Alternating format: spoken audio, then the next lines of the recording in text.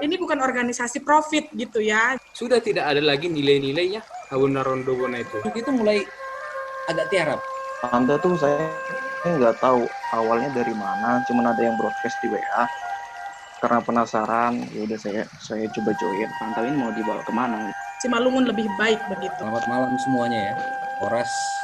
Jadi kalau di Arab ngomongnya Assalamualaikum warahmatullahi wabarakatuh. Kalau di Yahudi ngomongnya Shalom Alaikum katanya. Baru Alaikum Shalom. Kalau di Arab Assalamualaikum, Waalaikumsalam. Jadi ini banyak kata-kata salam. Tapi kalau di Simalungun, Kabupaten Simalungun, Horas itu udah mewakili. Oke, jadi terima kasih sudah diundang sama tim pantau ini ya. Saya coba sharing, saya coba share screen untuk PowerPoint. Sebelumnya saya perkenalkan diri saya. Latar belakangnya, saya lahirnya di Siantar. Lalu merantau ke Jakarta. Lalu saya mengambil Sekolah Tinggi Filsafat Teologia. Dulu namanya STT Jakarta, Sekolah Tinggi Teologia Jakarta. Sekarang namanya Sekolah Tinggi Filsafat Teologia. Saya ambil di situ. Biasanya dulu teman-teman banyak dari situ, hampir 50% itu jadi pendeta. Tapi banyak juga yang tidak. Biasanya jadi aktivis lingkungan gitu ya, atau dia di NGO untuk memperjuangkan keadilan.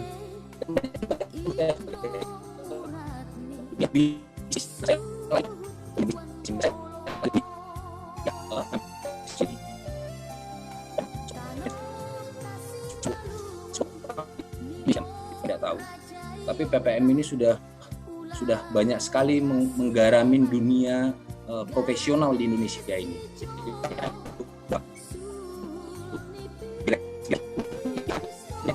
Kampus PPM tersebut. Nah, saya rekomendasi kalau ada teman-teman di sini yang masih kuliah, nanti bisa berkuliah di PPM karena sangat baik dan integritasnya sangat baik sekali. Jadi kalau di PPM itu dosen atau misalnya pegawainya melakukan fraud itu dipecat. Lalu kalau misalnya kita lulusan alumni PPM, kita bekerja di sebuah perusahaan misalnya di BUMN atau di mana, kita misalnya melakukan pelanggaran kayak Ota Cinababan, itu dia di Merpati dulu anak PPM juga. Itu dipantau sama orang PPM. Jadi kalau dia misalnya terbukti fraud di Merpati itu, dia dicabut ijazahnya dan itu diumumkan. Jadi sebegitunya PPM ini menjaga integritasnya. Sehingga menurut saya pada saat ini PPM recommended ya. Nah sekarang saya bekerja di perusahaan shipping. Dulu saya sebagai konsultan, lalu dibajak di konsultan strategik. Lalu saya dibajak di sebuah perusahaan kapal yang pengantar oil and gas company. Itu kita ngantar minyak sama gasnya Pertamina itu ke seluruh Indonesia. Nah saya menjabat di situ di Vice President Corporate Strategic Management. Saya punya satu istri dan hanya satu istri, punya 3 anak, 1 laki-laki, 2 perempuan kembar. Kembar ini tidak kembar identik ya, jadi dia 2 kantung gitu. Jadi mereka tidak mirip, tapi kebetulan sama-sama perempuan. Oke. Sebelumnya karena saya berlatar belakang teologi, saya mau memperkenalkan dulu, membahas sebuah slogan ya. Ini slogan yang lama, yang kalau di dalam filsafat itu ada Hannah Arendt, dia itu menulis bukunya The Banalism of Evil kan. The Banalism of Evil itu artinya begini, kalau kita terbiasa lama-lama kebiasaan, maka itu menjadi kepekaan kita kurang terhadap hal itu. Contoh, seorang perawat itu biasanya dulu waktu dia menyuntik pertama sekali pasiennya itu dengan rasa yang empati yang cukup baik gitu ya. Tapi setelah dia udah nyuntik ribuan orang, itu dia nyuntik itu asal-asal. Itulah the banalism of evil. Artinya kebiasaan ini bisa membuat kita itu lepas dari jati dirinya gitu. Nah, jadi slogan Hawuna Rondobona ini saya yakin udah ribuan kali kita dengar atau kita baca soal Habona Randobona, tapi apakah itu sebenarnya mengikat menjadi jati diri kita? Nah, itu pertanyaan bagi saya. Nah, jadi ini sudah dimulai dari kerajaan-kerajaan Simalungun dulu, lalu di kabupaten saya lihat tagline yang saat memasuki Gapura itu Habona Randobona itu sangat nyentrik sekali. Tapi apakah isinya di dalam kabupaten itu orang mengimplementasikan Habona Randobona, itu menjadi pertanyaan untuk hari ini. Jadi kalau saya lihat dulu di bicara dengan opung atau tutua ya, inang kita dulu, itu orang nggak sembarangan bersumpah. Jadi kalau dulu itu bersumpah, misalnya taruhannya mati, gitu. Nah maka orang itu akan mati itu, nggak lama itu. Tapi kalau sekarang kalau kita lihat ya, kita suka nonton di TV atau partai-partai politik, banyak janjinya dan setelah menjabat dia bersumpah, sampai sekarang nggak mati-mati tuh. Sampai sekarang nggak mati-mati, itu menjadi pertanyaan bagi saya. Kalau dulu orang karmanya itu pendek sekali, jadi kalau dulu itu karena orang hidup dalam Habona Randobona, sebuah perkampungan itu kalau ada yang mencuri itu bisa ketahuan. Kalau pintunya itu nggak perlu dikunci, nggak ada yang berani masuk. Tapi zaman sekarang itu agak perubahan ya, karma itu agak panjang gitu. Jadi orang yang melakukan dosa itu agak lama dituainya gitu. Kalau dulu secepat kilat menuainya. Itu cerita-cerita orang tua kita di kampung zaman dulu. Nah, jadi Habona Randobona ini hanya dapat kita mengerti dengan ahab. Ahab Simalungun itu adalah rasa. Ada rasa. Saya mencoba mengertinya seperti itu. Kita hidup pertama sekali itu pikiran kita belum jalan. Yang pertama kali berjalan itu di dalam aktivitas kita adalah perasaan. Kalau kita perhatikan anak bayi itu rasanya yang ada. Makanya anak bayi itu kalau melihat orang yang kurang bagus gitu auranya, dia nangis atau nggak nyaman itu nangis karena dia pakai rasanya. Jadi kita harus pakai rasa ini. Nah, definisi Habona Randobona ini banyak versinya, tetapi sebenarnya Habona itu kebenaran adalah pangkal dari segalanya. Jadi artinya kisah penciptaan itulah yang benar. Lalu turun sampai sekarang, baiknya Habona Randobona ini mengakar di hati kita masing-masing di dalam dimensi kehidupan kita. Gitu ya. Jadi ini harusnya menjadi sebuah rasa yang menaungi sebuah ideologi, suku, agama, ras, dan yang lain-lainnya. Jadi contoh misalnya seperti ini. Contoh case-nya, jika kita ada saudara kandung kita melakukan kesalahan, dan misalnya komunitas itu memang melihat itu salah, lalu kita sebagai hakim, apa yang harus kita lakukan terhadap saudara kita itu? Kita adili dia atau karena kita saudara dia, kita lindungin dia? Nah, Habona Randobona itu harusnya melampaui hubungan darah itu. Karena kebenaran yang lebih dijunjung tinggi. Nah, itu dulu ya. Jadi, rasa itu, Habona Randobona itu melampaui agama, melampaui ras, melampaui suku, melampaui hobi, melampaui organisasi. Nah, jadi kalau misalnya organisasi Simalungun sekarang ada yang kurang akur tuh, yang harusnya jadi patronnya Simalungun ya, saya nggak mau menyebutkan nama organisasinya, sekarang terpecah dua. Ini ada ahab Habona Randobona yang kelupaan gitu. Kelupaan dimaknai gitu, atau ini tidak berjalan pada saat hal-hal yang bersifat organisasi itu dilakukan, sehingga terjadi perpecahan. Nah, di generasi milenial saya mencoba membuat namanya itu supaya menarik, namanya Simalungun Way. Jadi Simalungun Way itu cita-citanya kira-kira benihnya adalah creating peace gitu ya. Kita mencoba menciptakan kedamaian, keadilan, justice and prosperity. Itu kemakmuran. Kemakmuran artinya kemakmuran, kebahagiaan di sekitar kita. Kira-kira begitu arah dari Simalungun Way ini. Jadi Simalungun Way ini menggali kembali Habona Randobona supaya di kaum milenial itu bisa masuk ke dalam jati diri kita. Kira-kira seperti itu. Nah, jadi dalam slide berikutnya ini ada Simalungun Way. Dia naik ke atas itu Habona Randobona. Jadi kita harus benar pada rasa, benar pada pikiran, dan benar pada tindakan. Gitu ya. Benar pada rasa itu kira-kira ada nggak rasa yang salah? Ada. Jadi kalau kita lihat ada orang yang kegeeran itu, jadi kalau misalnya merasa dicintai gitu ya, itu gede rasa ya namanya orang. Oh itu GR banget sih orangnya, gede rasa gitu ya. itu rasa yang salah. Nah, jadi merasa bisa dengan bisa merasa itu berbeda. Kalau merasa bisa itu masih a priori gitu, belum benar dia bisa. Tapi kalau bisa merasakan, nah itu yang terbaik. Itu yang baik untuk melihat benar pada rasa. Lalu benar pada pikiran. Benar pada pikiran itu pendekatannya seperti ini. Jadi ada filsuf, kalau nggak salah saya namanya Hegel, itu dia ada sebuah tesis, ini diantitesiskan sehingga melahirkan tesis baru. Tesis baru itu diantitesiskan lagi, dia muncul lagi tesis baru. Pertanyaan-pertanyaan itu akan berujung nanti ke pangkalnya untuk mencapai kebenaran absolut itu. Itu filsafat Hegel. Itu artinya benar pada pikiran. Jadi kalau kita merasa pikiran saya udah benar nggak, itu selalu pertanyakan, terus pertanyakan sehingga kita mencapai mendekati paling enggak untuk pengetahuan yang absolut, pengetahuan yang benar. Nah, benar pada tindakan itu ya kalau rasa dan pikiran kita biasanya benar, biasanya tindakan kita itu mengikuti hal-hal yang benar. Inilah cara Simalungun Way yang saya kira cocok di konsep abad milenial sekarang, Simalungun Way ini, untuk tetap melihat Habonaron Dobona itu sebagai pangkal kita. Ya. Nah, setelah bicara soal sedikit spiritual, saya mau bicara soal Pantau Simalungun ini. Jadi ternyata responnya orang, saya bicara dengan John Major ya, reaksinya sangat positif sekali ya, Pantau Simalungun. Nah, saya coba sedikit memberikan warna pada Pantau Simalungun. Nanti di sini kita bisa diskusikan. Jadi kenapa saya kasih gambarnya sniper bukan teropong? Nah, kalau teropong itu kita hanya melihat, tetapi kita tidak bisa mengintervensi apa yang kita lihat, yang kita bidik itu.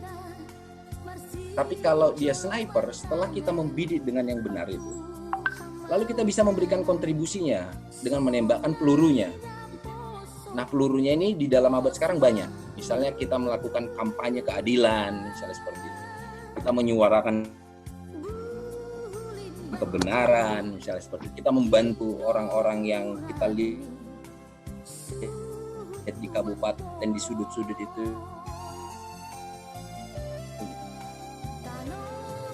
Misalnya ada yang kesusahan rantau ya, Persatuan Anak Rantau sampai situ. Nah, tapi soal pantau itu adalah seperti sniper. Kira-kira idenya seperti itu. Nanti kita bisa diskusikan lagi. Lalu apa yang menjadi dimensi pantau itu? Saya mulai pertama dari alam. Karena alam ini sesungguhnya lebih tua daripada manusia. Jadi alam ini yang di luar ada menjadi tempat manusia begitu ya. Nah, jadi kita harus pantau dimensi alam. Jadi kalau misalnya di dalam organisasi bisnis itu kan ada 3P, profit, planet, people. Profit, planet, people. Jadi artinya dia planet itu maksudnya lingkungan alam, profit bisnis, people-nya orangnya. Nah, tiga-tiganya harus bagus. Nah, saya di dalam pantau ini kita harus bisa menyorotin yang pertama itu dimensi alam. Itu di Kabupaten Simalungun itu menurut saya garis pantainya sangat panjang dan belum dieksplor dengan baik menjadi sebuah wisata, dan ini sangat perlu sekali. Jadi kita memperhatikan dimensi alam ini, idenya adalah untuk menciptakan sustainability tourism namanya, sustainable tourism, supaya alam ini senantiasa bisa terpelihara untuk generasi masa akan datang. Yang kedua, dimensi rakyat. Dimensi rakyat ini banyak. Misalnya soal bisnis di Simalungun, soal organisasi di Simalungun, soal budaya di Simalungun, gitu ya. Itu adalah dimensi rakyatnya. Tentang patologi sosial itu dimensi rakyat. Lalu ada yang terakhir saya buat itu paling bawah adalah dimensi pemerintah. Kenapa saya buat di bawah pemerintah? Karena pemerintah itu sebenarnya tanda kutip itu menjalankan itu sebenarnya tanda kutip itu babunya rakyat. Jadi harkatnya rakyat itu harus lebih tinggi daripada pemerintah. Jadi jangan terbalik seperti yang sekarang, pemerintah itu merasa dia lebih tinggi daripada rakyat gitu seolah-olah. Nah, itu menurut saya perlu dibenarkan, dikritisi. Nah, dimensi pemerintah. Jadi sebaiknya pantau ini melakukan 3 point of view dimensi ini. yang masing-masing dimensi itu masih banyak turunan dimensinya. Tapi yang pertama adalah alam Kabupaten Simalungun, lalu rakyat dari Kabupaten Simalungun, dan pemerintah Kabupaten Simalungun. Oke, jadi saya mau bertanya kepada perkumpulan ini sebenarnya. Jadi memang gerakan dari Pantau ini sangat baik sekali ya, dan dapat diterima masyarakat. Dia booming, viral kira-kira. Nah, kira-kira produknya seperti apa nantinya? Lalu bentuk perkumpulannya seperti apa? Hanya perkumpulan seperti ini aja gerakan-gerakannya. Lalu visi misinya apa? Ini coba saya rangsang di dalam tim Pantau ini, karena ya, di sini yang pesertanya adalah internal dari Pantau ya. Ini tidak ada yang di luar Pantau gitu. Jadi ini adalah orang-orang yang komit dengan, artinya join dengan Pantau Simalungun. Nah, saya menawarkan misalnya kayak webinar ini kita sudah lakukan ya. Jadi saya lihat kemarin itu ada tentang pendidikan, saya ikutin juga itu soal webinar di webinar itu. Nah, lalu mungkin kita bisa buat e-tabloid. Tabloid ini mungkin bisa terbit 6 bulan sekali, lalu lama-lama bisa 3 bulan sekali, lama-lama 2 bulan sekali, lama-lama 1 bulan sekali. Bisa juga kita misalnya melakukan tabloid ya. E-tabloid ya. Lalu pengembangan jaringan di setiap kecamatan. Jadi orang-orang di Pantau ini ada di setiap kecamatannya untuk memberikan pengaruh yang baik gitu ya. Lalu bisa diciptakan juga learning and development milenial. Lalu ini kira-kira ide aja, mengembalikan warisan leluhur yang ada di Belanda gitu. Jadi sebenarnya kerajaan-kerajaan atau apa namanya, artefak-artefak atau buku-buku lak-lak gitu ya, itu punya Simalungun itu di Kabupaten Simalungun itu banyak di Belanda. Nah, itu harusnya bisa dikembalikan ke Kabupaten Simalungun karena isinya adalah knowledge.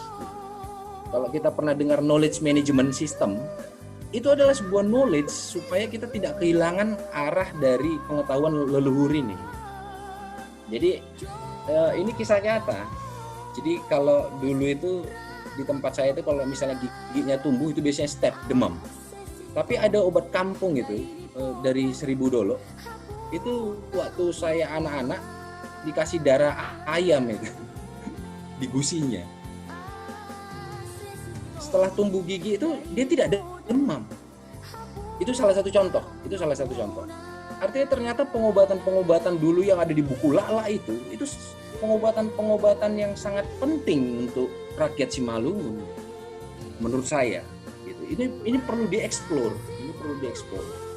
Lalu kita sebenarnya sejarah kita ini banyak diintervensi oleh negara-negara luar seperti Belanda dan lain-lainnya, sehingga pembelokan sejarah itu hanya untuk mengkebiri kompetensi kita.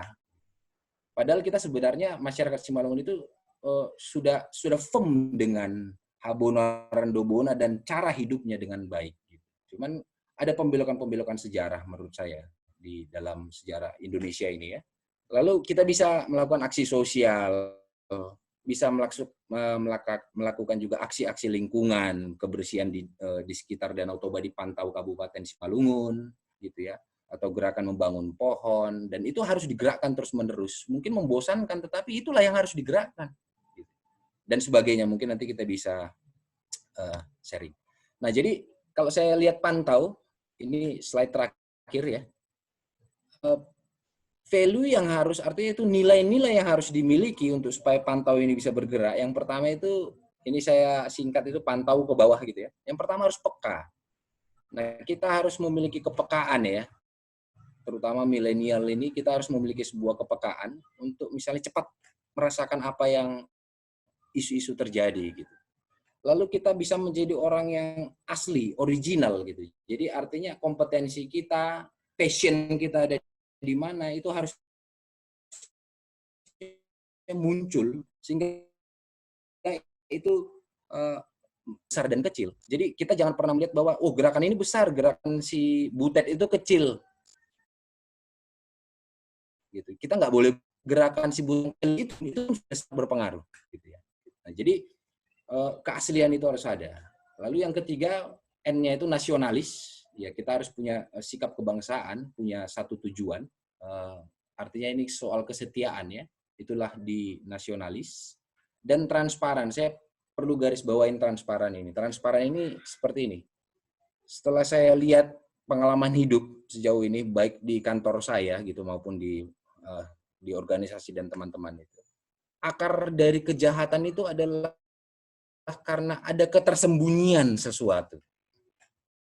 Nah, jadi untuk membereskan ini kita harus membuat dia menjadi transparan gitu. Nah, saya setuju waktu saya menjadi warga ibu kota ini waktu pas Pak Ahok itu memimpin dengan Pak Jokowi dulu jadi gubernur itu. Itu di RT kita itu dipampang itu budget yang digelontorkan untuk RT kita. Lalu itu nanti pengeluarnya untuk apa? Itu dipampang itu. Sehingga ketua RT itu takut untuk main-main dengan warganya. Nah, itulah transparansi tadi. Nah, tapi kalau itu ditutupin, nah itulah yang terjadi. Nah, jadi sebuah kebenaran itu untuk mendapatkannya dia harus dibuat transparan. Di dalam apapun itu, segala sesuatu yang tersembunyi, inilah jadi akar sebuah kejahatan. Nah, selain dari transparansi, kita harus memiliki kemampuan menganalitik. Analitik itu menganalisa sebuah persoalan untuk mencari root cause-nya, penyebabnya itu apa. Nah, jadi kalau misalnya kita bisa jalankan ini, kita harus menjadi pribadi-pribadi yang unggul. Unggul itu artinya tidak harus mencolok sekali, tetapi unggul itu kita punya jati diri di dalam hati itu, ya Habonaron Dobona. Dan menurut saya, Habonaron Dobona ini dalam sebuah kebenaran ini, menurut saya ini sudah masuk di dalam ranah universal, kebenaran universal. Jadi bukan cuma hanya kebenaran orang Simalungun saja, tapi Habonaron Dobona itu sebaiknya itu menjadi universal. Karena pastilah manusia ini merasakan bahwa yang awal itu adalah pasti yang benar gitu. Jadi itulah yang menjadi slogan di dalam Habonaron Dobona, dan saya sedikit merangsang ya untuk supaya Pantau ini bergeraknya seperti apa. Ya, jadi ini yang tadi saya tanya, bentuk pengumpulannya seperti apa, nanti produk-produknya seperti apa, dan visi misinya Pantau itu seperti apa. Nah, terima kasih. Itu saja Pak. Terima kasih Bang Ian Cipayung atas pemaparannya. Menarik sebenarnya yang disampaikan oleh Bang Ian terkait dengan konsep Simalungun Way, bahwasanya nilai Habonaron Dobona menjadi sebuah filsafat yang amat mendalam bagi masyarakat Simalungun dan merupakan sebuah nilai yang telah lama lahir dan tetap tumbuh di tengah-tengah masyarakat Simalungun. Nah, sebentar lagi kita akan coba berdiskusi secara langsung dengan teman-teman peserta. Silakan bisa bertanya. Kita tiga orang penanya setiap sesi. Nanti kita bakal buka 2 sesi pertama, tapi kalau masih ada waktu, kita buka sesi selanjutnya. Nah, tapi sebelum ke pertanyaan dari teman-teman, ini saya mau nanya dulu sedikit Bang, terkait dengan nilai falsafah kita, Simalungun, Habonaron Dobona. Nah, melihat perkembangan zaman dan munculnya mazhab relativisme, ini seakan-akan konsep kebenaran ini sudah tidak lagi universal Bang, sudah menjadi pribadi lepas pribadi, artinya kebenaran umum itu tidak lagi bersifat secara mutlak. Nah, ini mungkin juga menjadi tantangan konsep Habonaron Dobona, sehingga pada saat ini integritas masyarakat khususnya di Kabupaten Simalungun ini sudah tidak ada lagi nilai-nilainya Habonaron Dobona itu. Nah, bagaimana menurut Abang? Apakah memang nilai falsafah Habonaron Dobona ini masih ya relevan untuk hari ini gitu loh Bang? Mengingat mazhab relativisme pun semakin digaungkan oleh masyarakat gitu. Ya. Tes, suara saya kedengaran? Kedengaran Bang. Oke. Terima kasih ya. Ini moderatornya Bang Rijan Purba ini ya. Iya Bang. Sebelum saya, oke, coba saya jawab ya. Jadi soal relativisme. Jadi kita ini banyak terjebak di relativisme sehingga ini sedikit menghalang kemajuan kita untuk bertindak. Ini sering sekali terjadi.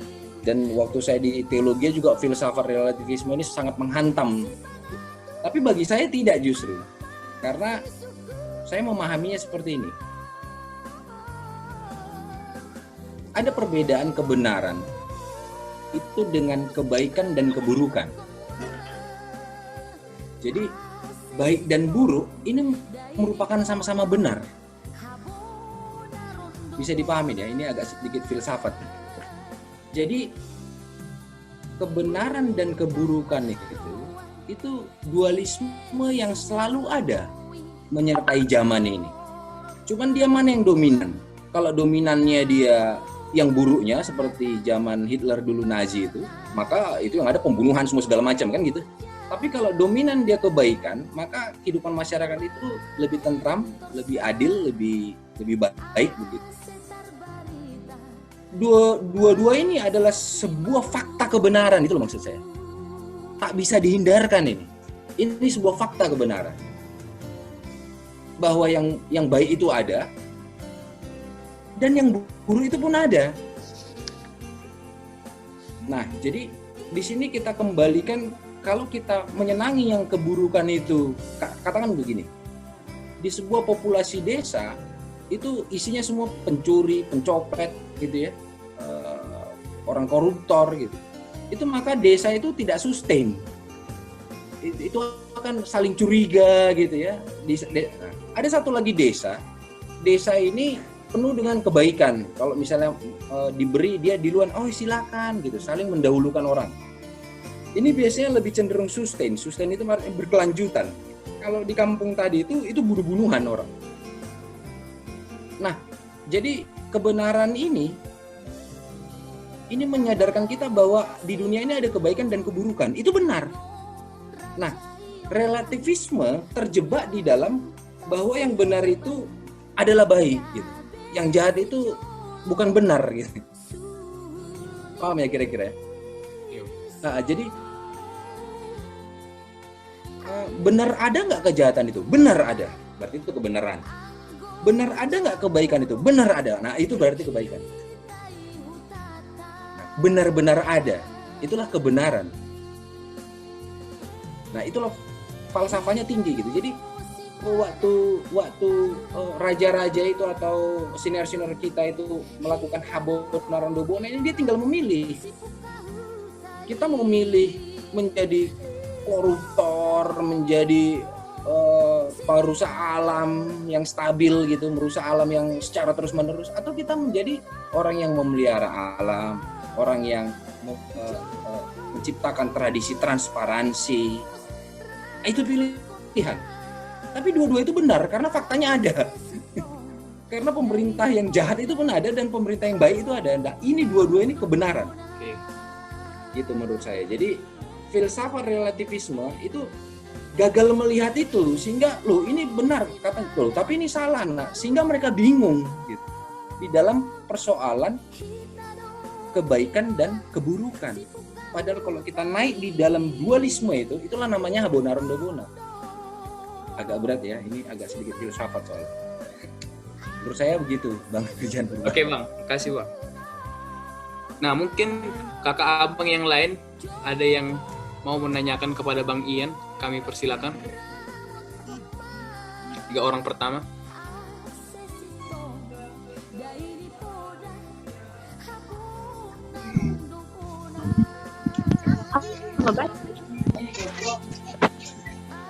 Oh iya. Kakak abang silakan untuk bertanya kepada Bang Ian. Perkenalkan diri, kemudian asal dari mana? Selamat malam. Malam. Suara saya terdengar nggak? Saya Dendi Saragi. Di Saragi ya? Iya. Oh, Dendi lagi. Silakan Bang. Kalau bisa videonya ditutupin ya Bang. Oh ini nggak bisa. Saya nggak bisa nyuruh video. Kenapa ya? Masih lagi. Nggak bisa ya Bang ya? Ada masalah mungkin. Oh enggak. Apa Bang? Silakan Bang. Bang Dendi. Oke.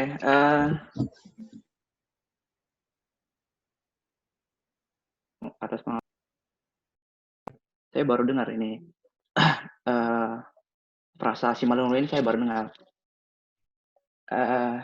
Perkenalkan Bang, nama saya Dendi Saragi. Saya Saya sekarang tinggal di Jakarta, Jakarta Barat. Oh, udah kelihatan videonya. Menarik Bang buat saya sebenarnya Pantau Simulator ini kan masih baru dan kebetulan orang-orang di sini adalah orang-orang yang bakal jadi orang apa ya? Kayak orang dalamnya lah, orang yang bakal bangun Pantau Simulator. Sebenarnya saya pun belum paham organisasi Pantau Simulator ini produknya, tujuannya ke depannya belum paham saya. Nah, menarik tadi yang dikatakan Bang Ian Sipayung nge-trigger sebenarnya Pantau Simulator ini produknya apa sih gitu. Nah, dan kan judulnya ini kan mentoring 1 kalau nggak salah saya. Nah, yang saya mau tanya kepada Bang Ian, saya diskusi sebenarnya. Saya lihat tadi Abang ini SVP Corporate Strategic Management gitu kan. Jadi kayak banyak orang Simalungun, banyak mahasiswa termasuk saya punya ahap untuk Simalungun. Saya mau bangun Simalungun dengan karya saya. Hanya saja mungkin banyakkan ke mahasiswa dan banyak rata-rata usia yang mulai merantau itu dari usia mahasiswa. Tapi kan terkait produk tadi, jujur saya masih bingung Pantau ini mau dibawa kemana, dan saya memang belum tahu dari pendiri Pantau ini gimana sih pandangannya tentang apa sih produk yang akan dipantau. Nah, saya merasa bahwa Simalungun ini terlalu banyak organisasi, Bang. Dan saya nggak mau bergabung di organisasi Pantau Simalungun ini kalau memang produknya tidak ada gitu. Dan sama seperti organisasi-organisasi lain yang hanya bisa komentar lewat media sosial. Dan Abang tadi bilang menarik tentang dimensi alam, rakyat, dan pemerintahan. Karena saya lihat selama ini pantau organisasi-organisasi kepemudaan atau Simalungun lainnya hanya tertarik di pemerintahannya gitu. Pemerintahan dan rakyatnya bahkan. Tapi itu pun rakyatnya sedikit. Kita cuma sering komentar pemerintah gitu. Nah, sebagai Abang juga orang yang berkecimpung di dunia corporate, terutama bagian corporate strategic management, kira-kira produk seperti apa ya yang bisa Pantau ini buat gitu? Soalnya saya pikir gini, ketika ada sebuah organisasi, saya sebenarnya mau narik ke manfaat organisasi buat kehidupan ekonomi si orang organisasinya gini. Karena sorry kalau misalnya pertanyaan saya nggak jelas nanti bisa saya ulangi. Karena saya pikir organisasi ini kebanyakan kita cuman masuk ke dunia sosialnya doang, dan organisasi yang secara sosial itu nggak bertahan lama menurut saya. Dan memang gitu kalau misalnya organisasi itu tidak bisa mendukung anggotanya secara ekonomi juga, entah itu berupa reward kayak tadi Abang bilang ada tabloid, tulisan dan segala macam, mungkin kalau misalnya kita bisa mendorong mahasiswa untuk nulis dan dibayar gitu, atau kita punya pelatihan-pelatihan yang membuat mahasiswa dibayar, mungkin Pantau ini bisa jadi organisasi pioner yang memang bisa jadi sniper, bukan hanya teropong seperti organisasi-organisasi sebelumnya. Jadi sebagai orang yang berkecimpung di dunia corporate, tentu saja faktor profit tadi yang sempat disebutkan oleh Bang Ian juga harus dikumandangkan juga, karena organisasi yang tanpa profit itu, organisasi yang non profit ini kadang-kadang sudah terlalu banyak dan nggak apa ya. Bagi saya sendiri, saya bukan orang yang terlalu nggak terlalu mementingkan profit, tapi kalau misalnya profit itu tidak ada, mungkin anggotanya pun malas gitu untuk berkembang. Maksudnya coba saya mohon dikasih pencerahan tadi Bang, apakah bisa gitu Pantau ini dibawa selain organisasi sosial kemasyarakatan yang memantau orang-orang di Simalungun, pemerintah, alam, dan rakyat, kita bisa nggak sih apa sih yang harus dilakukan Pantau ini supaya dia juga bisa menghasilkan buat anggota-anggota yang ada di dalamnya, supaya orang-orang itu semangat gitu, nggak cuman tanggung jawab sosial saya udah tercapai, sementara banyak orang yang nggak puas dengan hanya tanggung jawab sosial, mereka juga harus dapat benefit secara ekonomi.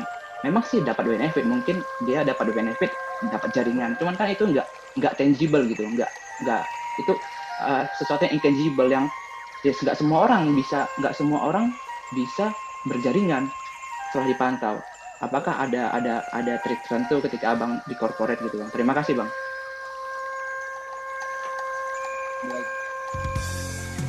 Terima kasih Bang Dendi Saragi. Bang Dendi Saragi kuliahnya apa, masih kuliah kan? Udah baru lulus Bang. Udah lulus sih. Oke, dari mana? Dari ITB saya. Apa ininya? Apa namanya? Jurusan? Teknik geodesi. Oh, geodesi. Oke. Ini pertanyaannya bagus sekali menurut saya. Dan itu betul. Jadi kalau NGO itu non non-profit organization gitu ya, atau LSM atau sebuah organisasi non-profit, itu biasanya memang tidak sustainable karena dia gagal. Jadi kebetulan saya mendalamin balance scorecard. Jadi kalau sebuah organisasi itu profitnya di atas, itu berarti organisasi kayak PT, CV gitu ya. Nah, jadi ini ada keuntungan, lalu ini ada proses dari proses orang ini untuk menciptakan sebuah profit. Itu organisasi profit. Organisasi yang non-profit, ini rata-rata betul kata Bang Denny tadi, ini tidak bisa berjalan karena tidak ada putaran di sini, putaran uangnya. Tapi bedanya, kalau organisasi profit itu tujuan di akhirnya itu di atasnya adalah profit, sementara kalau di organisasi yang bukan profit atau lembaga swadaya masyarakat gitu ya, itu uang itu di bawah dia, menjadi mendongkrak kegiatan sosial itu gitu. Itu perbedaannya. Jadi kalau perspektif profit di dalam PT, perusahaan gitu ya, korporat itu di atas, tapi kalau di dalam sebuah lembaga swadaya masyarakat atau NGO itu profit itu tidak profit disebut, tapi sumber dana untuk menggerakkan sebuah aksi sosial. Nah, jadi betul ini yang harus dibangun. Dibangun itu tadi salah satunya saya mengusulkan untuk dipantau. Nanti coba kita tanya Bang Meyer ya, kira-kira pendapatnya, karena ini diskusi. Itu kenapa saya membuka coba wacananya, bagaimana, apa ide teman-teman dari sini, karena ini menjadi milik kita bersama gitu ya, supaya kita bisa brainstorming. Jadi memang bagusnya ini menjadi sebuah kayak seperti organisasi yang independen gitu ya, independen. Tetapi di bawahnya ini ada aktivitas untuk make money. Tapi tujuannya bukan make money. Gitu. Make money-nya bagaimana? Dengan misalnya kita membuat tabloid. Misalnya rekan-rekan di sini bisa menjadi sniper sehingga membuat tulisan-tulisan yang menarik. Gitu. Tulisan-tulisan yang menarik yang bisa membawa orang Simalungun itu concern terhadap hal itu. Lalu aksi-aksi lingkungannya gitu. Nah, ini kalau kita bisa organisir dengan baik dan pertanggungjawabannya transparan, maka dana itu masuk. Jadi saya mau ceritain, dulu saya waktu di konsultan itu kita pernah perbaikin ini lupa saya nama NGO-nya, cukup besar juga, bukan Save the Children, World Vision. Nah, kebetulan bukan saya yang di situ, tapi teman saya. Lalu kita sharing soal proyek itu. Nah, jadi dari mana World Vision itu menggaji orang-orangnya? Itu NGO itu. Itu pertanyaan bagus itu. Jadi dari mana misalnya Pantau ini menjadi sebuah organisasi? Dari mana Pantau ini menggaji orang-orangnya untuk melakukan aksi sosial? Itu dari mana? Yang pertama dari sumbangan. Oke, sumbangan yang datang ini alasannya apa? Nah, maka di World Vision itu kita sarankan dia untuk open pembukuannya, open kegiatan finance-nya, transparan. Sehingga orang bisa ngerti kalau kita ngasih uang ini ke World Vision, ini pasti berjalannya seperti ini programnya begitu. Pertanggungjawaban program itu dengan penggunaan dana itu bukan main. Sehingga ini memunculkan integritas dan kepercayaan orang, sehingga NGO itu terus berjalan. Saya mau ceritain, ada organisasi namanya PLAN, PLAN, ya. Bisa browsing, milenial bisa browsing, PLAN ini.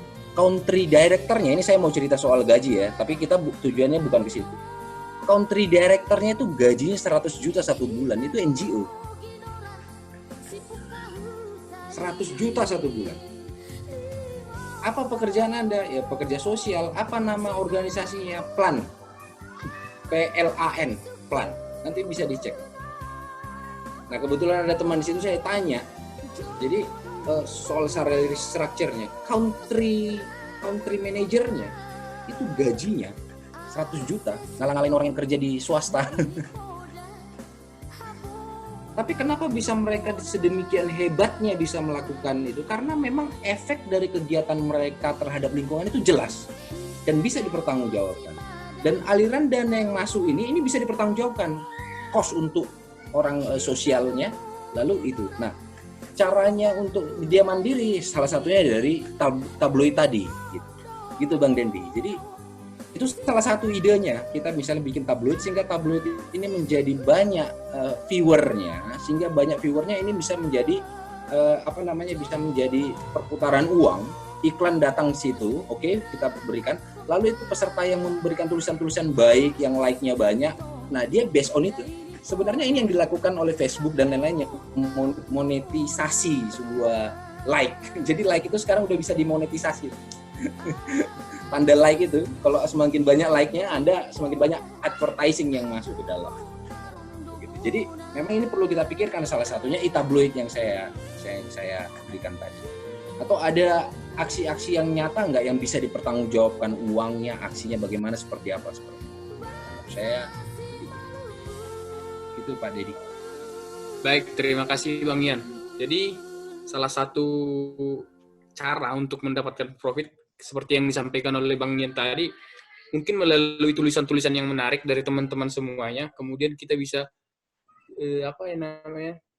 buat di dalam ke tabloid, atau mungkin ada cara-cara yang lain. Dan disinilah gunanya kita berdiskusi.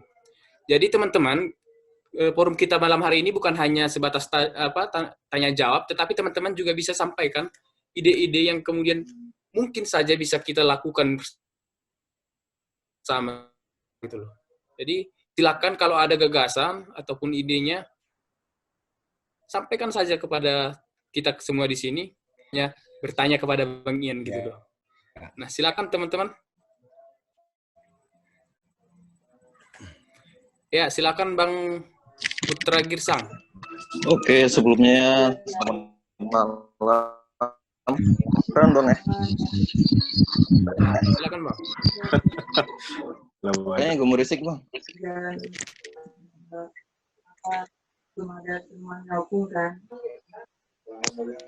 Bang Rijan.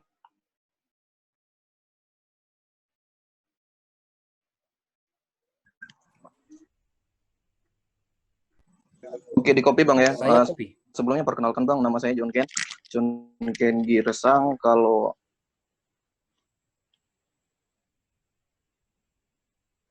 asli kampung dari Turi. Sekarang tinggal di Tanggung. Ada yang ingin saya tanya Bang sebelumnya terkait tentang pantau. Kemarin pantau tuh saya nggak tahu awalnya dari mana, cuman ada yang broadcast di WA. Karena penasaran, ya udah saya coba join. Karena berhubung saya juga badan pengurus harian, lebih tepatnya untuk sekarang tuh wakil ketua Pemuda Girsang se-Jabodetabek. Jadi di Jabodetabek ini kita punya perkumpulan Girsang. Jadi yang di dalamnya itu ada penanggulan kita juga, kita undang semua, jadi kita punya kegiatan selama ini juga udah terekspos. Nah, terkait pantau ini, saya belum menemukan visi misi yang jelas ke depannya buat apa.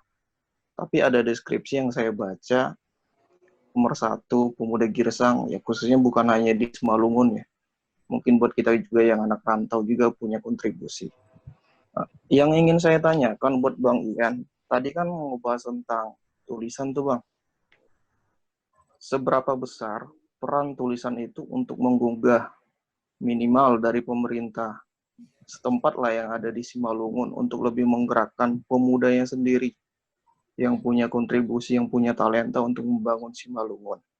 Itu yang pertama. Dan untuk yang kedua, saya rasa tulisan itu untuk sekarang perlu dikombinasikan dengan foto, video. Kita semua di sini kan bisa termasuk kaum milenial. Saya bisa perhatikan beberapa kali di YouTube lah misalnya. Lagu-lagu Simalungun itu untuk sekarang memang dia udah mulai menanjak, mulai naik. Tapi lagunya terkesan hanya itu-itu aja. Beda jauh dengan teman-teman kita yang mungkin dari Karau atau dari Batak khususnya. Lagu-lagu mereka itu jauh lebih booming ketimbang kita. Itu juga mungkin jadi satu perhatian mungkin buat teman-teman di sini yang punya talenta bermusik. Ya mari kita angkat lagi lagu-lagu Simalungun misalnya, atau diaransemen ulang. Itu juga meningkatkan daya tarik orang dan ingin menciptakan rasa apa sih Simalungun itu gitu.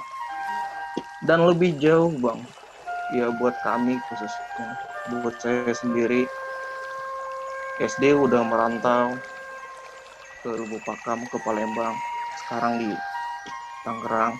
Buat kami yang anak rantau, mungkin dari Bang Ian sendiri sebagai orang tua kami lah di sini. Apa yang kira-kira buat kami sendiri yang mungkin tumbuh besar di perantauan, mungkin hanya dari segi KTP atau kampung Simalungun, bagaimana caranya untuk menumbuhkan ahap itu lagi, menumbuhkan juga. Saya boleh sedikit panjang lebar ya. Jabodetabek, saya mendapat udah dari tahun 2016, sekarang udah periode kedua. Kesukuan dari dulu orang tua kita mengajarkan ada yang namanya tuh sanina gitu kan, foto. Bahkan mungkin karena kekurang tahuan dari teman-teman, saya bilang, jadi ada yang sempat kami dapat, dia marga purba berpacaran dengan girsang. Di satu sisi kan tidak boleh. Terkesan ya mungkin buat teman-teman yang ada di daerah Simalungun itu hal yang lucu mungkin ya. Mungkin kasarnya aduh, mungkin otaknya udah nggak ada. Tapi itu juga tidak bisa disalahkan seperti yang Abang bilang tadi, bahkan pemerintahan itu ada yang benar, ada yang salah. Itu yang terjadi di sini. Ya untungnya baru hanya sebatas berteman biasa. Nah, untuk lebih jauh lingkupnya dari orang tua, perannya buat kami gitu. Pemuda ini dari segi marga juga perlu untuk diingatkan kembali dan perlu untuk ditingkatkan kembali ahap Simalungunnya. Jadi ada 3 poin yang ingin saya tanyakan. Visi dan misi dari Pantau ini sendiri apa? Saya juga sampai sekarang masih bingung. Terus yang kedua, kekuatan tulisan tadi Bang, seperti yang Abang bilang. Dan yang untuk saran sih, itu tadi kolaborasi, tulisan, video, dan mungkin talenta. Mungkin itu aja Bang, terima kasih. Baik, terima kasih Bang John dari Tangerang ya. Iya Bang, Silakan. Tangerang. Oke Bang, langsung aja Bang Ian dijawab pertanyaannya. Oke, terima kasih Bang John Girsang. Parsituri ya, berarti Turi. Iya Bang, Turi. suka mandi di pancur si turi-turi itu. Jadi waktu aku lahir, aku lihat di situ ada pancur di turi-turi itu, aku mandi. Setelah aku pulang lagi ke sana, aku lihat pancurnya masih ada juga, aku mandi lagi di situ. Ya, itulah kerinduan itu. Jadi begini dia, ini memang menjadi problem. Kecemasan ini sebenarnya bukan dari Bang John Girsang aja ya. Jadi modernisasi, globalisasi ini menghantam itu. Yang pertama, saya bicara soal hidup perantauan, lalu ahap Simalungunnya hilang gitu. Karena dia sudah berbaur dengan yang lainnya. Nah, jadi kamu perhatikan itu rata-rata kalau orang yang keluar dari kampungnya itu pemikirannya lebih maju ketimbang dia di kampungnya saja. Itu yang pertama. Tapi abad sekarang dia udah bisa lihat YouTube dan dunia luar sehingga bisa jadi sama. Yang kedua, kalau dia merantau tetapi dia berada di komunitas Simalungunnya saja, itu dengan orang yang merantau orang Simalungun tapi dia berteman sama orang Sunda, berteman sama orang Betawi gitu ya. Ini sedikit intelektualnya mengalami perkembangan. Itu yang pertama di dalam konsep hidup orang merantau ini.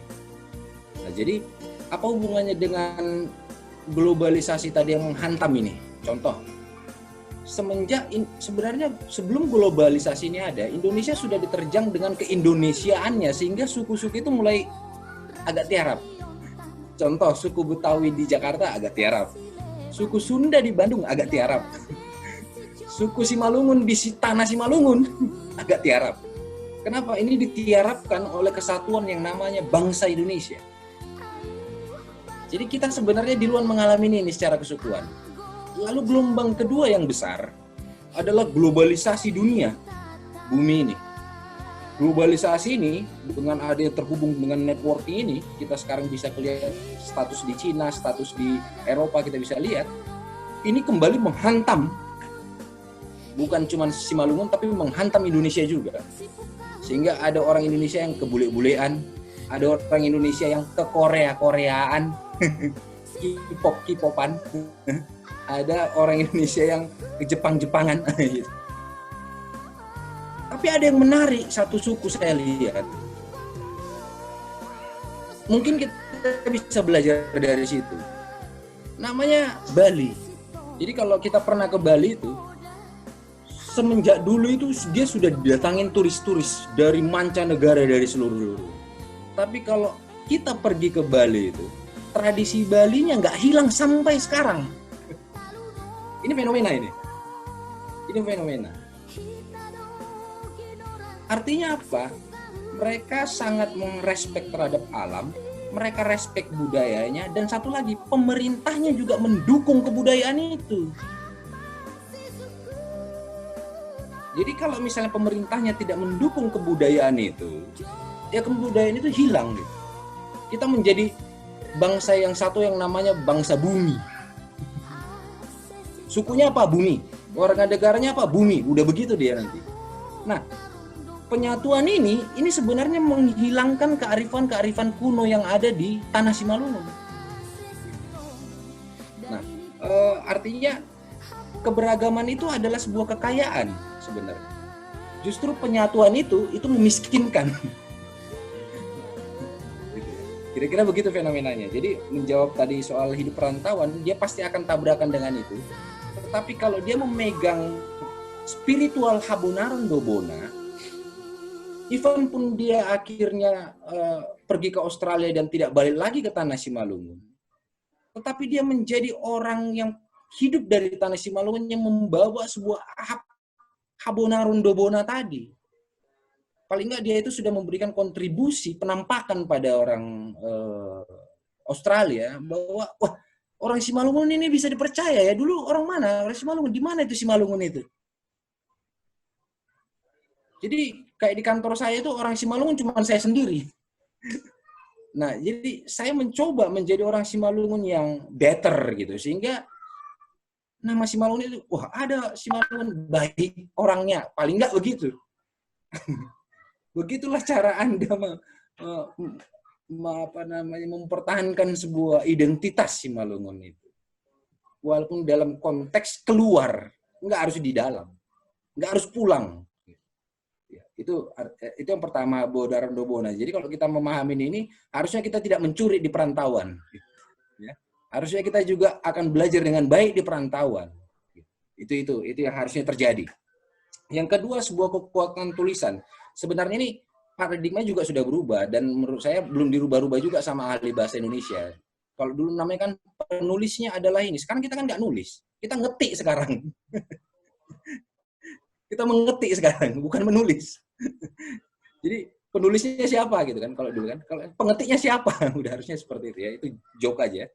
Nah jadi sebuah kekuatan tulisan itu ya tetap masih ada dan disertai sekarang gambar dan video gitu untuk melihat sebuah yang viral itu apa gitu.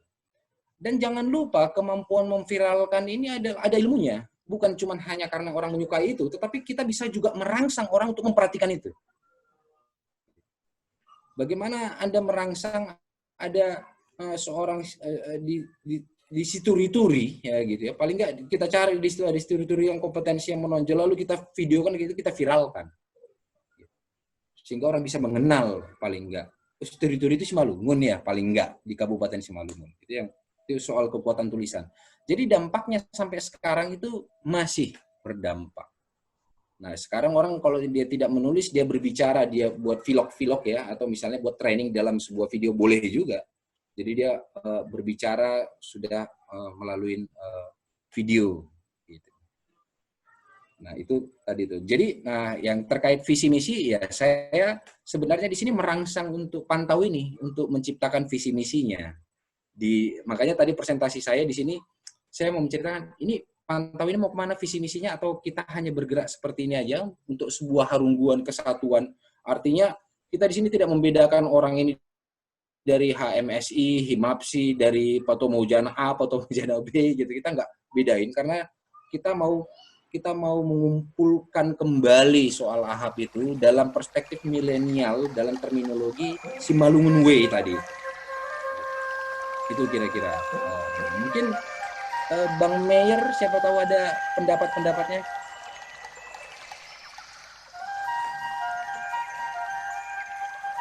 Ya, terima kasih Bang Ian. Nah, mungkin dari Bang John Major dulu atau Kak Ombun sedikit menceritakan terkait dengan awal pembentukan Pantau Simalungun ini. Saya persilakan Kak, Abang. Ya, mungkin bisa diceritakan dulu kenapa akhirnya bisa sangat viral ini Pantau ini tiba-tiba menarik. Apakah karena pandemi sehingga tiba-tiba Pantau ini momentumnya dalam Zoom orang nggak bisa lagi ketemu seperti ini, sehingga setiap ada pertemuan ada Zoom dimasukin gitu karena kerinduan ngelihat muka orang gitu. Ya, mungkin Kak Ombun mau menjawab, Bang. Silakan Kak Ombun untuk menceritakan sedikit terkait dengan awal pembentukan Pantau dan kemudian visi misinya juga. Silakan Kak. Oke. Horas, selamat malam teman-teman. Sebelumnya perkenalkan, nama aku Tri Ombun Sitorus, biasanya aku dipanggil Ombun. Aku asalnya itu dari Kecamatan Pane, Pane Tongah kalau teman-teman pada tahu. Nah, jadi sedikit mau menceritakan bagaimana latar belakang Pantau Simalungun ini dibentuk. Ini berawal dari kerinduan teman-teman dari kita, dari yang ada di rantau, bagaimana kerinduan kita untuk Simalungun lebih baik begitu. Jadi kalau misalnya tadi Dendi bilang ini bagaimana organisasi ini untuk organisasi profit. Kebetulan Dendi ini tetangga saya di kampung. Jadi mau menjelaskan juga ini bukan organisasi profit gitu ya. Jadi ini berawal dari kerinduan kita. Kalau misalnya ke depannya mungkin nanti bagaimana kita bisa bekerja sama dengan organisasi lain kah, itu bukan semata-mata kita mencari profit, bukan. Tapi itulah kenapa juga mentoring ini dibuat. Mentoring ini dibuat untuk membekali teman-teman yang ingin bergabung di Pantau Simalungun ini untuk maksudnya memberikan pemahaman ideologis gitu. Apa yang menjadi tujuan kita untuk membentuk Pantau Simalungun ini. Ini bukan organisasi profit ya teman-teman. Sekali lagi kita tekankan ini bukan organisasi profit. Tapi di mana di Pantau Simalungun ini dengan adanya mentoring, dengan adanya diskusi, kita berharap ini menjadi wadahnya kita untuk saling berkonsultasi mungkin begitu. Bagaimana teman-teman di daerahnya yang sekarang dia tinggalin. Karena kan kita ini kan perkumpulan anak rantau. Maksudnya itu adalah orang-orang Simalungun yang merantau di berbagai daerah dari Sabang sampai Merauke gitu. Jadi kita bisa melihat di daerah kita sendiri. Misalnya kalau saya sendiri sekarang domisilinya di Jakarta. Saya di Jakarta bisa melihat bagaimana ini pemerintah daerah bisa memanfaatkan atau membangun cara dia membangun untuk memajukan daerahnya. Begitulah kita buat nanti untuk daerah kita. Jadi kita tidak perlu dilihat, tapi kita perlu didengar, itu maksudnya. Jadi kita berharap dengan adanya Pantau Simalungun ini, suara-suara anak rantau yang ada di daerah, yang ada di perantauan, suara anak Simalungun yang ada di perantauan, bisa didengar, bisa kita kasih masukan kepada pemerintah, dan kita bisa juga memberikan masukan dari semua bidang. Kalau tadi banyak yang diobrolin soal pemerintahan, kita tidak melulu berbicara tentang soal pemerintahan dan politik, karena kita kan baru 2 kali ya webinar online. Yang pertama itu bagaimana penanganan kasus COVID-19 di Simalungun, dan yang kedua itu bagaimana pendidikan. Nah, untuk minggu depan kita berencana akan membahas bagaimana peluang dan potensi dari sektor pertanian dan peternakan. Nah, di sini kan bisa juga kita lihat bahwa melulu berbicara soal pemerintahan dan politik, tapi kembali lagi bagaimana kita bisa membangun, berdiskusi bersama-sama soal segala bidang yang ada di Simalungun, supaya apa yang kita diskusikan nanti juga bisa kita bawakan ke pemerintahan gitu loh. Misalnya nanti kita minggu depan membahas peternakan dan pertanian, supaya nanti pemerintah juga bisa memfokuskan mengembangkan potensi peternakan dan pertanian yang ada di Simalungun begitu. Jadi mungkin itu yang bisa saya sampaikan untuk latar belakang dan tujuan terbentuknya organisasi ini. Nanti bisa ditambahkan oleh Bang John Major Purba. Terima kasih, Horas. Baik. Terima kasih Kak Ombun yang telah menyampaikan dasar pembentukan dari Pantau Simalungun ini. Mungkin Bang John Major ada yang mau disampaikan sebelum kita ke penanya ataupun teman-teman yang memberikan ide lain?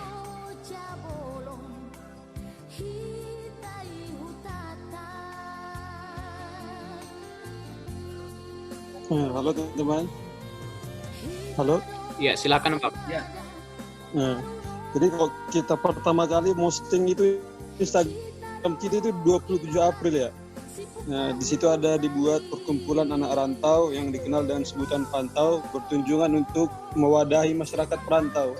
Pantauan komunitas bentuk agar perantau memiliki wadah di mana supaya eksistensi anak rantau di berbagai dan lebih baik pemerintah. Jadi kan tadi sesuai dengan ini tadi yang dijelaskan sama adik Ombun ya, Ombun Sitorus. Jadi apapun yang mau kita bahas nanti ke depannya, Pantau ini mau seperti apa, inilah wadah kita bersama, apa yang kita bisa lakukan, kontribusi apa yang kita bisa lakukan seperti tagline kita ya. Kalau di bawah ini kan ada kolaborasi milenial ya. Nah, jadi kita akan berkolaborasi apa-apa aja yang bisa kita sumbangkan dari bentuk keahlian kita masing-masing lah. Tadi kan Bang Ian tadi udah sempat memantik kita ya, ada opsi-opsi bisa buat tabloid atau ya tabloid ini kan bisa jadi hasil acara kita tuliskan dan kita bagikan, atau juga isi pemikiran teman-teman atau isi pemikiran Pantau Simalungun yang kita akan tuliskan, dan juga bisa dari ya profesional atau praktisi teman-teman yang kita kenal jaringan masing-masing untuk memberi sumbangan ide atau pemikiran ke daerah dalam bentuk elektronik kan. Itu menurut saya layak kita diskusikan ke depannya nanti. Jadi nanti potensi teman-teman kan saya sama tim kan udah baca tuh, teman-teman udah isi Google Form, ada yang pintar ini ya, bahkan YouTubers juga ya, editor video gitu kan. Nah, ada yang suka menulis, isi konten, dan nanti teman-teman kita akan petakan ke depannya. Jadi ini juga di sini sebentar kita gantian ngomong, jadi teman-teman atau yang lainnya siapa aja bisa memberikan pandangannya apa yang akan kita lakukan. Untuk visi misi seperti organisasi umumnya itu kita belum ada. Jadi memang benar-benar kita murni kita bentuk bersama-sama. Nanti setelah kita bergabung sepemahaman, kita akan tuliskan bersama yang menjadi batasan-batasan kita. Jadi memang murni tidak ada ya titipan lah. Jadi kalau soal kayak Om Bun bilang tadi, minggu depan kita bahas pertanian dan peternakan, ya benar, kita kan ganti-ganti terus, bukan aja politik ya. Nanti juga akan ada bahas entrepreneur juga. Bahkan nanti di awal Juni kan 1 Juni keberagaman ya, kebangsaan, jadi banyak. Nanti teman-teman bisa diskusi bersama dengan kita, tim Pantau, yang sementara berlapan ya di dalam pertama kali. Ada beberapa teman yang lainnya juga di dalam grup ini, seperti Rijan, Wiradani Damanik, Pepento Sinaga, ada Johnson Saragi, ada Wenro, Aloho, Outmas. Nah, berlapan lah kita. Jadi ntar teman-teman bisa sharing-sharing lah. Mungkin itu aja, Mas Moderator. Baik, terima kasih Bang John. Nah, teman-teman, jadi seperti apa yang telah disampaikan oleh Kak Ombun dan Bang John tadi, bahwasanya Pantau ini bukanlah organisasi profit oriented atau semata-mata hanya untuk mencari keuntungan gitu loh. Kemudian kita tidak terpaku pada sektor-sektor politik, kemudian pemerintahan, tetapi kita juga coba membahas sektor-sektor lain gitu loh, yang kemudian bisa kita aplikasikan di daerah kita Kabupaten Simalungun. Nah, lanjut aja kita ke teman-teman yang ingin menyampaikan idenya lagi ataupun pertanyaan pada Bang Ian Cipayung. Saya persilakan teman-teman. Nomor pertanyaannya Terminal ya. Terminal 2 Jakarta. Saya dari Huta Hapoltakan, Kecamatan Raya. Nah, sekarang saya mahasiswa di Tangerang, di UPH. Nah, saya ada satu pertanyaan, tapi di dalamnya memuat beberapa hal. Nah, juga menyoroti di bagian UMKM dan kearifan lokal yang ada di Simalungun. Nah, untuk kita tahu bahwa sebenarnya Simalungun itu mempunyai banyak kearifan lokal yang senantiasa dan harusnya bisa kita kembangkan bersama gitu. Namun, seperti yang kita lihat fenomenanya saat ini, ada banyak yang tidak bisa dikembangkan, tidak bisa kita kembangkan. Nah, langkah strategis apa yang bisa membantu mengembangkan pembangunan lebih lagi di sektor sumber daya manusia dan kearifan lokal yang ada di Simalungun? Oke, Bang, terima kasih. Halo Bang. Bang. Kurang kedengaran, Bang. Udah kena.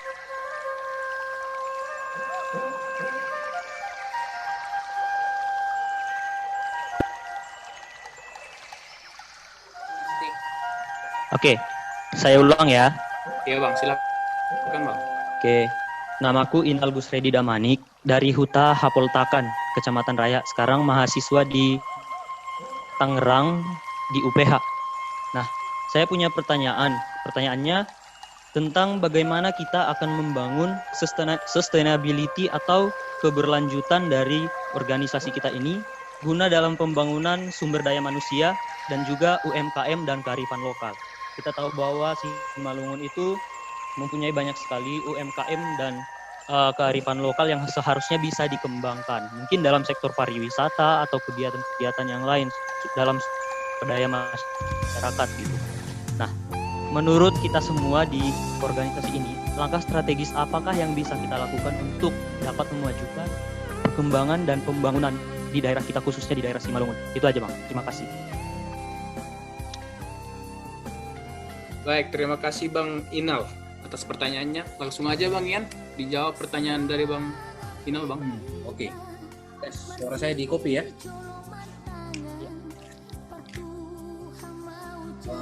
Bang Inal, salam. Di copy ya suara saya? Ya. Oke. Jadi ini pertanyaannya soal strategi ya. Jadi pengembangan sumber daya UMKM dan kearifan lokal. Jadi, memang pembangunan sumber daya manusia ini pun menjadi problem bagi negara ini saat ini. Tapi paling nggak kita untuk anak di perantauan dan di Simalungun itu seperti apa? Nah, ini kondisinya berbeda-beda. Kalau orang di Simalungun saja ya itu mereka saling agak tertutup kan dengan mereka saja kan. Sementara kalau kita di rantau ini ada yang tinggal di Tangerang, UPH itu aja udah punya lingkungan tersendiri yang bisa merangsang pengetahuan. Nah, jadi itu soal kondisi. Nah, soal implementasinya, bagaimana kita bisa mengembangkan SDM ini, menurut saya yang dilakukan Pantau ini sudah cukup membantu untuk membuka sebuah sumber daya manusianya. Dengan diskusi-diskusi, dengan adanya nanti misalnya pembicara-pembicara yang diundang yang memang kompeten di bidangnya, itu akan merangsang pandangan kita. Karena begitu kita memiliki sebuah wawasan pandangan, maka di situ dia muncul sebuah kompetensi kemenarikan itu.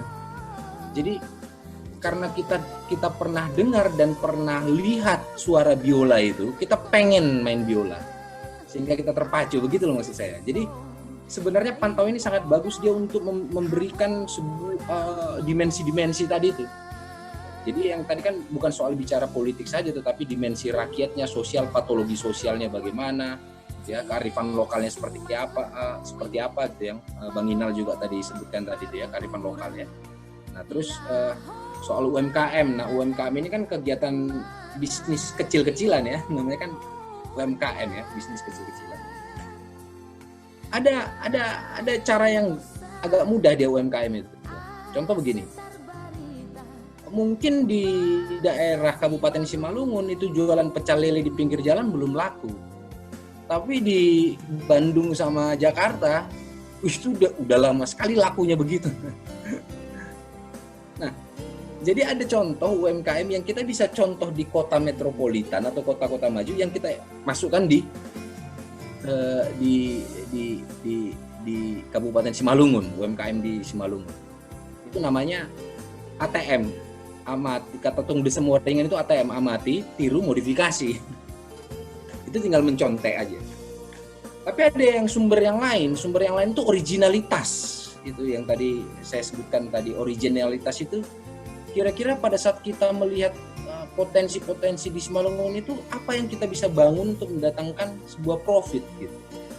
Nah, jangan lupa di dalam sebuah bisnis, profit itu ternyata bukan tujuan akhirnya. Kalau mau sustain itu, setelah dia dapat profit, dia harus mengembangkan sumber daya lagi, supaya sumber daya ini bisa menghasilkan profit lagi. Jadi begitu selanjutnya. Nah gitu, jadi di dalam sekarang sebuah bisnis itu bukan lagi profit yang menjadi utama, tetapi bagaimana sustainability dari sebuah organisasi itu adalah keberlangsungan. Setelah dia dapat profit, profitnya dia gelontorkan untuk sumber daya manusia, peningkatan sumber daya manusianya lagi supaya berkembang. Makanya di dalam konsep SDM, kalau kita pernah dengar istilah, kalau dulu kan disebut di dalam perkantoran itu personalia. Kalau di personalia itu di kantor itu dia cuma catat absen orang yang masuk kerja, keluar kerja, itu namanya personalia. Lalu meningkat ilmunya, namanya human research development. Human research development ini adalah pengembangan, sudah mulai ada manusia itu performance-nya dilihat, sudah mulai manusia yang di kantor itu mulai diperhatikan secara bukan cuma hanya remeh-temeh soal absensi, cuti dan lain-lainnya, gitu ya, sudah menaik di human research development. Zaman sekarang namanya human capital. Jadi kalau di human research management itu manusia di dalam kantor itu disebut sebagai aset. Kalau sekarang ilmunya manusia itu sebagai modal. Tentunya beda ya aset dengan modal. Kalau aset itu dia ada depresiasinya gitu. Kalau kita misalnya beli mobil sekarang itu aset, itu 10 tahun kemudian itu harganya menurun. Nah itulah disebut aset. Sementara manusia ini tidak seperti mobil. Karena ada filosofi makin tua makin berminyak katanya. Jadi semakin tua semakin cerdas, semakin piawai, semakin baik gitu loh. Otaknya kapital itu sebagai modal. Sehingga di dalam konsep human capital manusia ini terus dikembangkan. Nah, zaman sekarang berkembang tidak cuman hanya melalui webinar-webinar atau seminar-seminar yang berbayar yang mahal. Sekarang ini untuk meningkatkan sumber daya masing-masing itu di YouTube itu sangat banyak sekali. Itu kenapa saya bilang akses informasi sangat penting. Gitu. Jadi baiknya pantau ini dia menjadi sebuah, kan tadi dia sniper dia lihat sniper. Itu apa kira-kira yang hot sekarang soal pariwisata, bagaimana dia supaya bisa memberikan inspirasi supaya pariwisata di Simalungun itu berkembang. Dia sniper pariwisata, dia panggil ahli-ahlinya, nggak usah dari orang Simalungun pun nggak ada masalah. Misalnya ada orang Bali yang ahli pariwisata, kita undang untuk bicara soal pariwisata di Simalungun. Nah itu merupakan salah satu metode-metode untuk peningkatan sumber daya manusia. Menurut saya begitu. Jadi ada rumusnya itu. Jadi kalau kita misalnya latihan gitar, itu kalau misalnya kita latihan gitar terus-menerus itu misalnya lebih daripada 2000 jam, itu biasanya sudah di atas rata-rata pintarnya. Nah, jadi ini soal jam terbang, makanya ada orang mengatakan jam terbang. Nah, yang kita minatin apa sebagai manusia?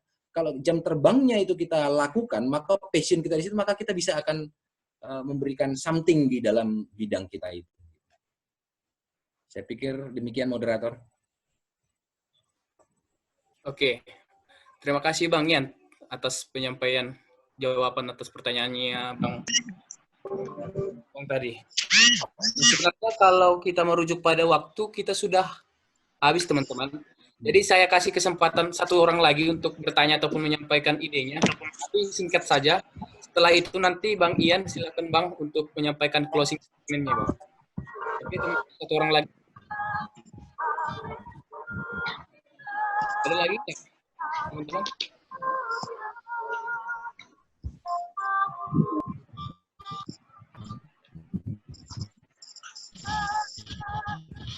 Ada lagi ya? Oke Bang Ian, silakan Bang Ian, closing statement aja langsung Bang. Nanti setelah saya closing statement mungkin silakan moderator mau siapa lagi mungkin yang berbicara. Tapi saya mau menutupnya seperti ini. Jadi sudah betul lah dulu warga Simalungun itu membuat jati dirinya itu dalam sebuah slogan ya. Namanya Habona Rondobona. Dan kalau kita resapi ini dengan sebuah ahab itu, maka dimanapun kita, sebaiknya kita itu menjadi garam dan terang seperti itu ya, memberikan pengaruh yang baik. Gitu. Nah, jadi saya mengawalinya seperti ini, mungkin untuk sebuah Simalungun Way. Kira-kira kita bisa coba buat tangan kita seperti ini, kalau ada yang bisa lihat gambarnya, gini. Kan ada yang begini ya, gini ya. Nah, kalau tangan kita geser begini, yang tangan kirinya, lalu kita tutup begini, kira-kira inilah salam Simalungun Way. Gitu. Artinya itu Habo Narondobona itu menjadi suluh dalam hidup pribadi masing-masing. Lalu makna yang tadi kita putar ini, kita harus menjalankan sesuatu itu dengan baik dan benar, dengan berpacu pada Habo Narondobona tadi. Tentunya kita lebih menyukai kebaikan daripada keburukan tadi ya. Nah, jadi kita selalu kalau bahasa Simalungnya menerimang-rimangi, itulah bahasa Simalungnya yang saya tahu. Itu sebenarnya sudah mereka kenal bahasa dari meditasi. Ada orang yang nyebutnya meditasi, kontemplasi, merenung. Lah itulah merimang-rimangi. Dari kegiatan merimang-rimangi ini dengan rasa dan pikiran, kita bisa mencoba melihat sebuah kebenaran itu. Nah, dengan kita menerima kebenaran itu, saya pikir ini salam ini ya, saya coba buat ini salam sebagai salam Simalungun Way, supaya kita bisa mencapai kebenaran itu. Jadi tagline terakhir saya, walaupun kita belum mengerti kebenaran itu 100%, tapi kita berjalan saja. Tapi kita yang penting kita ingat adalah perjalanan kita itu adalah menuju kebenaran yang 100% itu. Ya, jadi tetap bertindak, tetap melakukan sesuatu, tetapi tujuan kita adalah sebuah kebenaran itu yang membawa kebaikan tadi, bukan kebenaran yang membawa keburukan, tapi kebaikan yang membawa kebenaran yang membawa kebaikan bagi sekitar kita dan bagi tanah kita di Simalungun juga. Saya pikir itu aja. Terima kasih dan semoga pantau ini semakin menarik ya, semakin menarik sehingga ini bisa menjadi sebuah barometer anak-anak muda untuk supaya ilmuwan-ilmuwan bisa bicara di sini gitu. Untuk meningkatkan sumber daya manusia kita. Terima kasih. Selamat malam.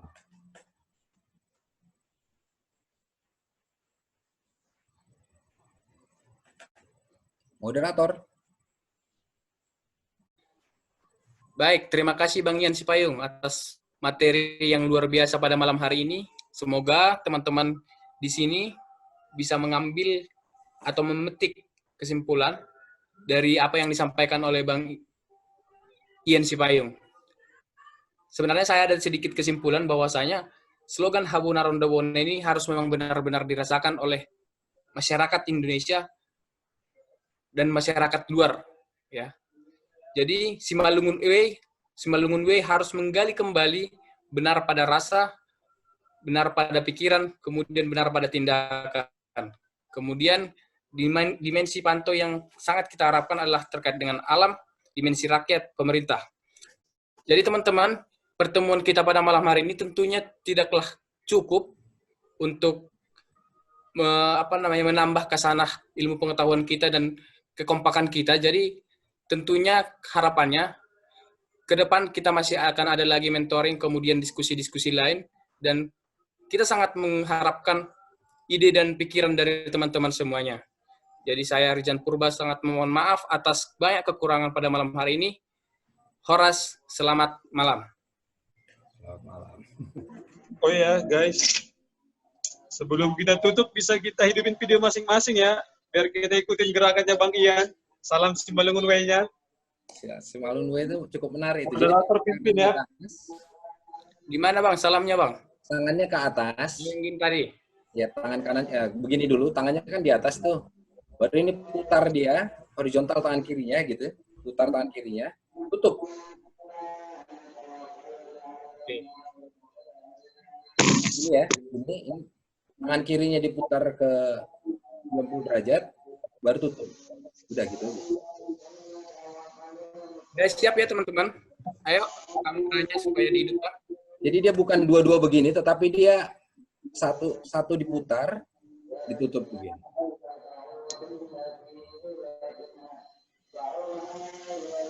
Nah, ini Ini salam Simalungun W ya. Semoga kita selalu dalam perlindungan Hambodo dan Dobona karena banyak berkatnya di situ dan kebahagiaan.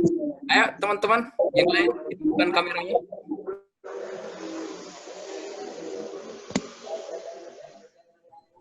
Siap ya? Salam Simalungun W. Habona Rondobona gitu. Oke, kita ulangi.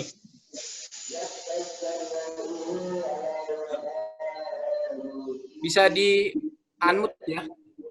Ya, jadi tangannya gini. Tangan kanan ya, tangan kirinya diputar baru ditutup. Jadi, Oke. salam Simalungun W, baru Habona Rondobona gitu ya. Saya ulang ya. Salam Simalungun W. Abonaron Dobona. Oh, good. Oke, horas-horas. Horas, makasih Bang. Bang Ian. Mudah-mudahan Lupa. kita Semua ternyata tadi. Terima kasih Bang Bisa Ian.